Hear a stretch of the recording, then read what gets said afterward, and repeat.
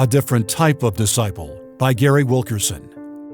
Paul wrote to Timothy, "For this reason I remind you to fan into flame the gift of God, which is in you through the laying on of my hands. For God gave us a spirit not of fear, but of power and love and self-control." 2 Timothy 1, 6 and 7. 2 chapters later, Paul says, "But understand this, that in the last days there will come times of difficulty." 2 Timothy 3:1. The King James Bible says perilous even. It's probably a stronger word. In the last days there will be perilous times coming on the face of the earth. What does discipleship look like in times of turmoil and oppression? When Paul wrote to this young man in 2 Timothy, he was in prison, and he was warning that perilous times were about to be unleashed, not only around the world, but in Ephesus. Paul's prediction came true for Timothy.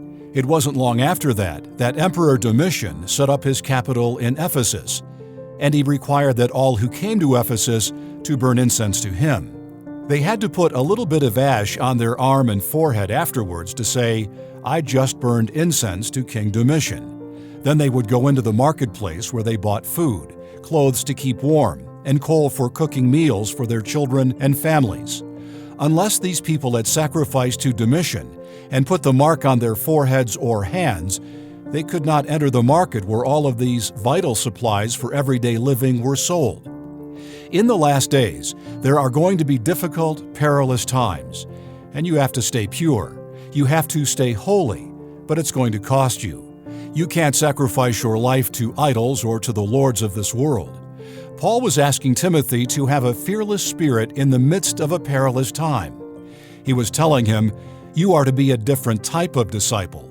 As for you, continue in what you have learned and have firmly believed, knowing from whom you learned it.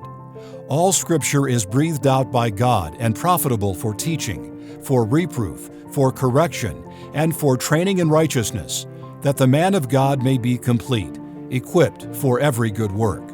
2 Timothy 3:14, 16, and 17. God has promised to equip us through His Word.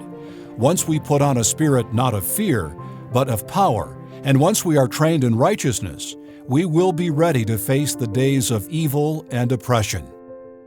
World Challenge, transforming lives through the message and mission of Jesus Christ. Visit us online at worldchallenge.org.